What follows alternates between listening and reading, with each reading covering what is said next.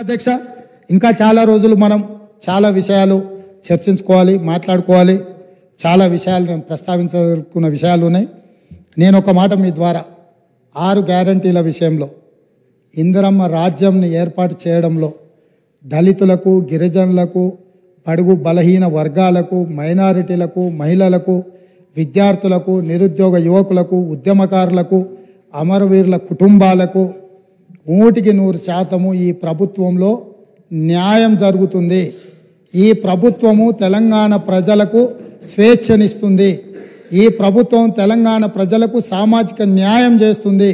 మా మంత్రివర్గ కూర్పు చూస్తేనే ఈరోజు సామాజిక న్యాయం ఎట్లుంటుందో మీకు అర్థమై ఉండొచ్చు.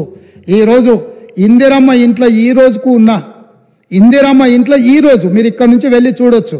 ఖానాపూర్ ఎమ్మెల్యే వెడమ బొజ్జు ఆనాడు ఇందిరమ్మ ఇచ్చిన ఇంట్లోనే ఉంటూ ఈరోజు ఎమ్మెల్యేగా ఈ సభలో కాలు పెట్టిండు. ఒక బలహీన వర్గాలకు సంబంధించిన బీర్ల ఐలయ్య ఈరోజు ఇందులో కాలు పెట్టిండు. ఒక ఈర్లపల్లి శంకరయ్య షాద్నగర్ నుంచి రజక కుటుంబం నుంచి వచ్చిన వాడు ఈ శాసనసభలోకి రావడం జరిగింది. ఇట్లా చెప్పుకుంటూ వెళ్తే అత్యంత పేదలు, నిరుపేదల నుంచి వచ్చిన వాళ్లకు ప్రజలతో ఉన్న సంబంధాలు, అనుబంధాలతోని మందుల శామ్యుల్ మీరు అణిచివేసి తెలంగాణ ఉద్యమంలో ఉండి మీతో ఉద్యమంలో మొదటి నుంచి చివరి వరకు ఉన్న మందుల శామ్యుల్ని మీరు అనాథగా వదిలేస్తే 50,000 రూపాయల నగదు లేకపోయినా 52,000 ఓట్లతోని కాంగ్రెస్ పార్టీ మల్లికార్జున ఖర్గే, సోనియమ్మ గారి నాయకత్వంలో ఎమ్మెల్యేని చేసి ఈ సభలోకి మందుల శామ్యుల్ని తెలంగాణ ఉద్యమకారుణ్ణి ఈ కాంగ్రెస్ పార్టీ తీసుకొచ్చింది. అధ్యక్ష, కాంగ్రెస్ పార్టీ చిత్తశుద్ధిని ఈ దేశంలో ప్రజలు ఆలోచన చేయనప్పుడు, ఈ దేశంలో ప్రజలకు స్వతంత్రం కావాలి అని అందరికి అవగాహన లేనప్పుడే ఈ దేశ ప్రజలకు స్వేచ్ఛనివ్వాలి, స్వతంత్రం తీసుకురావాలి అని కాంగ్రెస్ పార్టీని ప్రారంభించి ఆగస్టు 15, 1947లో ఈ దేశానికి స్వతంత్రం సాధించిన పార్టీ కాంగ్రెస్ పార్టీ. నిజాం రజాకర్ల పరిపాలనలో ఉన్న ఈ ప్రాంతాన్ని విముక్తి కలిగించాలి అని సాయుధ రైతాంగ పోరాటంలో ఈ ప్రాంతంలో నిటారుగా నిలబడి వేలాది మంది నేల కొరుగుతున్నప్పుడు ఈ నేల తల్లి తడిసి ముద్దై మా కమ్యూనిస్టు సోదరులు, ఆనాటి స్టేట్ కాంగ్రెస్ సోదరులు అందరూ ఏకోన్ముఖమై రాజ్యం మీద, రాజు మీద వీరోచితంగా పోరాటం చేస్తున్నప్పుడు ఈ ప్రజలకు విముక్తి కలిగించాలి, ఈ ప్రజలకు స్వేచ్ఛనివ్వాలి, స్వతంత్రాన్ని ఇవ్వాలి అని చెప్పి ఆనాడు పండిత్ జవహర్లాల్ నెహ్రూ గారు ప్రధానమంత్రిగా ఉన్నప్పుడు కేంద్ర హోంశాఖ మంత్రి సర్దార్ వల్లభాయ్ పటేల్ ఈ ప్రాంత ఉమ్మడి హైదరాబాద్ రాష్ట్రానికి ఆ రోజు విముక్తి కలిగించి భారతదేశంలో కలుపుకొని స్వతంత్రాన్ని ఈ ప్రాంతానికి ఇచ్చిన పార్టీ కాంగ్రెస్ పార్టీ.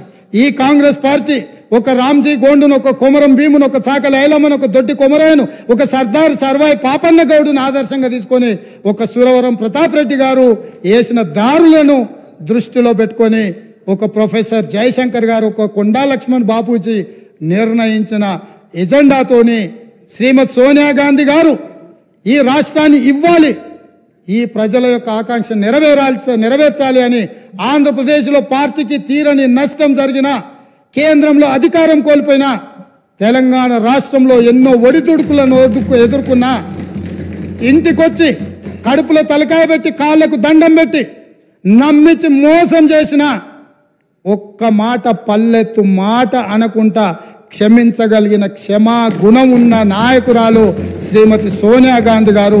చరిత్ర పుటలలో ఎవరు కుటుంబ సమేతంగా సపరివార సకుటుంబ సమేతంగా వెళ్ళి సోనియా గాంధీ గారి కాళ్ళకు దండం పెట్టి తర్వాత వెన్నుపోటు పొడిచిండ్రో చరిత్ర పుటలలో శాశ్వతంగా ఉంది. అయినా ఈ రోజు వరకు శ్రీమతి సోనియా గాంధీ గారు ఏ ఒక్కరోజు కూడా పల్లెత్తు మాట అనలేదు. 2004లో కరీంనగర్ జిల్లా నుంచి ప్రజలకు ఒక గ్యారెంటీ ఇచ్చింది, ఆ గ్యారెంటీని అమలు చేసింది. మళ్ళీ సెప్టెంబర్ 17, 2023 నాడు రంగారెడ్డి జిల్లాలో రాజీవ్ గాంధీ ప్రాంగణంలో ఈ తెలంగాణ ప్రజలకు 6 గ్యారెంటీలను ఇచ్చింది.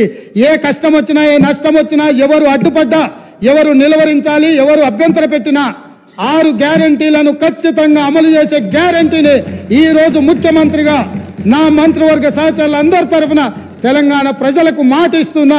ప్రతిపక్షాలను ఇప్పటికి కూడా వారికి విజ్ఞప్తి చేస్తున్నా, మేము విధానపరమైన నిర్ణయాలు చేస్తాం, ప్రతిపక్షాలుగా బాధ్యతాయుతంగా సలహాలు, సూచనలు ఇవ్వండి, సహేతుకమైన సలహాలు సూచనలకు ఎప్పుడు కూడా మా మిత్రుడు ఎంఐఎం పార్టీ కావచ్చు, మా కమ్యూనిస్టు సోదరుడు కావచ్చు, భారతీయ జనతా పార్టీ సోదరులు కావచ్చు, ఈ రాష్ట్రాన్ని నిర్మించడంలో, ఈ రాష్ట్రాన్ని అభివృద్ధి పదం వైపు నడిపించడంలో, ఈ రాష్ట్రమే ప్రపంచంతో పోటీ పడే విధంగా ఈ తెలంగాణ రాష్ట్రాన్ని ప్రపంచంతోనే పోటీ పడే విధమైన సంక్షేమ అభివృద్ధి కార్యక్రమాలలో ముందుకు తీసుకెళ్లడానికి సహకరించే ప్రతి ఒక్కరిని అవకాశం ఇస్తాం. అదేవిధంగా ఇవాళ మీరు ఏదైతే మాట్లాడుతున్నారో ఈ సభలో కొంచెం ప్రిపేర్ అయి రాండి, చదువుకొని రాండి, అవగాహనతో రాండి, అంశాలను ప్రస్తావించండి. నా నూతన సభ్యులకు కూడా దాదాపుగా 50 మంది సభ్యులు మొదటిసారి ఎన్నికై సభలోకి వచ్చిండ్రు. వాళ్ళందరూ మనల్ని చూసి నేర్చుకోవాలి. ఎమ్మెల్యే పదవి అనేది తాత్కాలిక ఉద్యోగం కాదు, లేకపోతే ఎమ్మెల్యే పదవి అనేది కొంతకాలం ఉండి తర్వాత పోయేది కాదు. ప్రజా జీవితంలో ఎమ్మెల్యే అనేది ఒక బాధ్యత. మనం పాలకులం కాదు, మనం సేవకులము. పాలన చేయడానికి, అధికారం చెలాయించడానికి, నిరంకుశత్వాన్ని అమలు చేయడానికి మేము ఇక్కడికి రాలేదు. మేము పాలకులము కాదు అధ్యక్ష, మేము సేవకులము. 4 కోట్ల ప్రజలకు సేవ చేయడానికే మేము ఇక్కడికి వచ్చినాం. మీరు ఏ న్యాయబద్ధమైన సలహాలు సూచనలు ఇచ్చినా తప్పకుండా అనుమతిస్తాం.